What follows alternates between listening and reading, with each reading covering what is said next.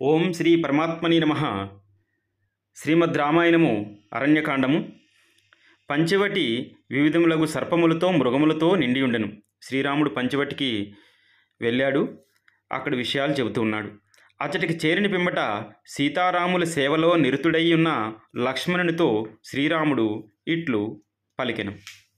నాయన లక్ష్మణ, మనము అగస్త్య మహర్షి సూచించిన పంచవటికి వచ్చితిమి. చక్కగా పుష్పించిన వృక్షములతో ఈ ప్రదేశం అంతయును కడు రమ్యముగా ఉన్నది. తమ్ముడా, అరణ్యములో ఆశ్రమమునకు తగిన స్థలమును గుర్తించుట్లో నీవు నిపుడవు కనుక ఈ ప్రాంతమునంతయును ఒక పర్యాయం పరికించి చూడుము. మనము నివసించుటకు అనువైన ఆశ్రమ స్థలమును గుర్తింపుము. లక్ష్మణ, మీ వదినియగు సీతాదేవియు నేనును నీవును చక్కగా మసులుటకు ఆ స్థలము అనువుగా ఉండవలను. సమీపమున జలాశయములు, నీటి సౌకర్యము ఉండవలను. ఆ స్థలము సమతలము కలిగి ఉండవలను. చుట్టూను ఫల పుష్పములతో శోభిల్లుచుండెడి మామిడి పున్నాగాది వృక్షములు కలిగి అది మనోహరముగా విలసిల్లుచుండవలను. అగ్ని కార్యాది నిత్య విధులకు లోటు లేకుండా సమిధులు, పువ్వులు, దర్భలు, జలములు చెరువులో లభించినట్లు ఉండవలను. శ్రీరాముడు ఇట్లు నుడివిన పిమ్మట లక్ష్మణుడు అంజలి ఘటించిన వాడే సీతాదేవి సమక్షమున ఉన్న తన అన్నతో ఇట్లు అనెను.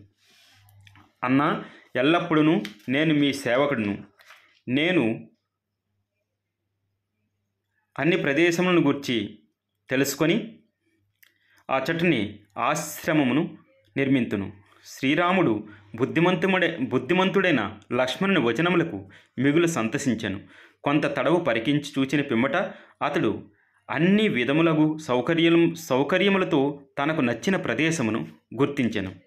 ఆశ్రమమును నిర్మించుటకు యోగ్యమైన ఒక చక్కని ప్రదేశమునకు చేరి శ్రీరాముడు ప్రేమతో లక్ష్మణుని చేతులను తన చేతిలోకి తీసుకునెను. పిదప అతనితో ఇట్లు వచించెను.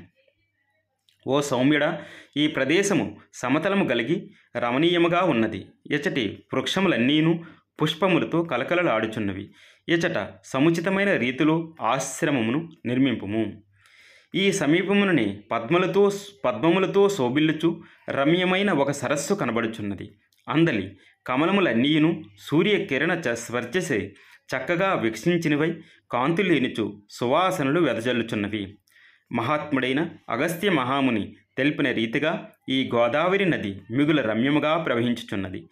తీరముల యందలి వృక్షములన్నీను వికసించిన పువ్వులతో అందములను చిందించుచున్నవి. నదీ జలములలో హంసలు, కన్నెలేడి పిట్టలు, చక్రవాకములు విహరించుచున్నవి.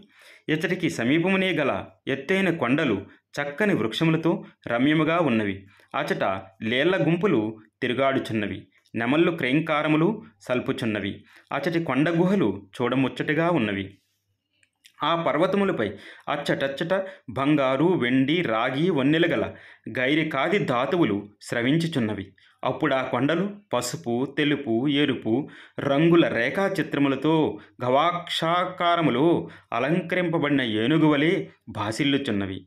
ఎచ్చటి గిరులు మద్ది చెట్లు, తాటి చెట్లు, కానుగ, ఖర్జూర, పనస, మామిడి చెట్లు, జలకదంబములు, నేమి చెట్లు, పున్నాగ వృక్షములు, తీయమామిడి, అశోక, తిలక మున్నగు వృక్షములతో శోభిల్లుచున్నవి. సంపంగి, మొగలి మొదలగు పూల గుత్తల తోడను లతలచే పెనవేసుకునబడిన వృక్షముల తోడను ఆ గిరులు రాజిల్లుచున్నవి. చందన వృక్షములు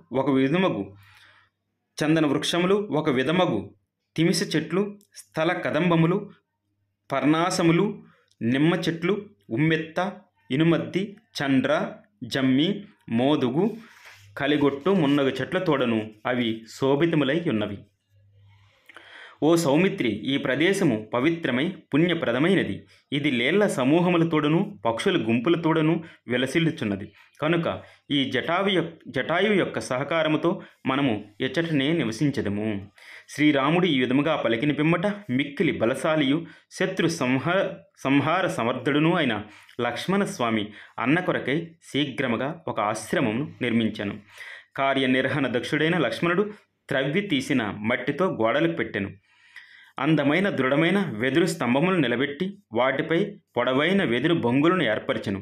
ఆ బొంగులపై లేత లేత జమ్మి కొమ్మలను పరిచెను. వాటిని దృఢమైన తాళ్లతో బిగించెను. పిమ్మట వాటిపై దర్భలను, రెల్లుగడ్డిని, కాకి వెదళ్లను, ఆకులను కప్పి సౌమిత్రి ఆ పర్ణశాలం బలముగా అందముగా తీర్చిదిద్దెను. పిమ్మట నేలను చదునుగా చేసి దానిని రమణీయముగా రూపొందించెను. ఈ విధముగా సీతారాముల కొరకై నిర్మింపబడిన ఆ కుటీరము నివాసయోగ్యమై నిరుపమానమై చూడముచ్చటగా ఉండెను. పర్ణశాల నిర్మాణమును పూర్తి చేసి పిమ్మట బుద్ధిమంతుడైన లక్ష్మణుడు గోదావరి నదిలో స్నానం చేసి పద్మములు మొదలగు పువ్వులను పండ్లను సేకరించుకొని కుటీరమునకు తిరిగి వచ్చెను. చక్కగా నిర్మింపబడిన ఆ ఆశ్రమమును అతడు సీతారాములకు చూపించెను. అనంతరము యథావిధిగా వాస్తు పూజలను, అభ్యుదయ శాంతి కర్మలను నిర్వహింపబడెను. శ్రీరాముడు సీతా సహితుడే లక్ష్మణుడు నిర్మించిన ఆ ప్రశాంత కుటీరమును కలేజూచెను. ఆ పర్ణశాల పొందికకు సీతారాములు ఇద్దరునూ ఎంతయో సంతసించిరి. అంతట శ్రీరాముడు మిగిలిన సంతోషముతో చేతులు చాచి లక్ష్మణుని తన హక్కున చేర్చుకుని పిదప అతడు తమ్మునితో ఆత్మీయముగా మృదు మధుర వచనములను ఇట్లు పలికెను. తమ్ముడా, నీవు సర్వసమర్థుడువు. నేర్పుతో నీవు నర్చిన ఈ మహత్ కార్యమును నేను మిగులు సంతుష్టుడైతిని. ఈ శుభ సందర్భమున నా నిర్భరానందమును ప్రకటించుచు నేను నీకు గాఢలింగనము ఇచ్చుచుంటిని. శ్రీరాముడు లక్ష్మణుడు నిర్మించినటువంటి ఆ కుటీరాన్ని చూసి చాలా ఆనందించాడంట. ఓ లక్ష్మణ, నీవు నా మనసులోని ఆంతర్యమును చక్కగా ఎరిగినవాడు. అందువలన నాకు నచ్చడి రీతిగా శాస్త్ర ప్రకారం ఈ కుటీరమును నిర్మించితివి. శ్రీరాముడు నిర్మించిన కుటీరం అడవిలోనైనా సరే దాన్ని శాస్త్రరీతిగా అని పలు పర్యాయములు మనము వింటూ ఉన్నాం. అక్కడ చిత్రకూటంలో అయి ఉండొచ్చు, లేకపోతే ఇంకా వేరే చోట అయి ఉండొచ్చు, తర్వాత వచ్చే అనేకమైనటువంటి సంఘటనలు కావచ్చు. ఆయన తప్పకుండా విధి విధానము, శాస్త్రము, వేదము వీటిని తప్పకుండా అనుసరించినట్లుగా మనకి ఇలాంటి విషయాలు యందు తెలుస్తూ ఉంది. శాస్త్ర ప్రకారము ఈ కుటీరమును నిర్మించితివి అని అనెను. ధర్మజ్ఞుడైన నీవు నాకు తోడుగా వచ్చి నీ కర్తవ్యమును నెరవేర్చితివి. తండ్రి వలె నీవు ఎల్లవేళలా నన్ను రక్షించుచున్నావు. నీవు నా ప్రక్కనే ఉండుట వలన తండ్రి లేని లోటు కనబడటమే లేదు. నిత్యము నూతన శోభలతో వెలుగొందిడి వాడును జితేంద్రియుడైన శ్రీరాముడు లక్ష్మణునితో ఇట్లు నుడివి పల పుష్పములతో సుసంపన్నమైన ఆ పంచవటియందు హాయిగా నివసింపసాగాను. సీతయ్యను లక్ష్మణును భక్తి తత్పరులై తనను సేవించుచుండగా స్వర్గలోకమున దేవేంద్రుని వలె శ్రీరాముడు అచట సుఖముగా నివసించుచుండెను. ఇట్లు కొంతకాలము గడిచెను. ఈ విధముగా ఆ పంచవటి యందు నిర్మించుకొని ఆశ్రమాన్ని, కుటీరాన్ని నిర్మించుకొని అక్కడ నివసిస్తూ ఉన్నారు. అది చాలా రమ్యమైనటువంటి ప్రదేశమని శ్రీరాముడు చెప్పగా ఇప్పుడే విన్నాము. ఈ విధంగా కొన్ని రోజులు గడిచాయి. ఇత్యార్ష శ్రీమద్ రామాయణ వాల్మీకి ఆదికావ్యే అరణ్యకాండే పంచదశ సర్గ. వాల్మీకి మహర్షి విరచితమైన ఆదికావ్యమైన శ్రీమద్ రామాయణమునందలి అరణ్యకాండమునందు ఇది 15వ సర్గము సమాప్తము. ఓం ధన్యవాద్. థ్యాంక్స్. ఓం.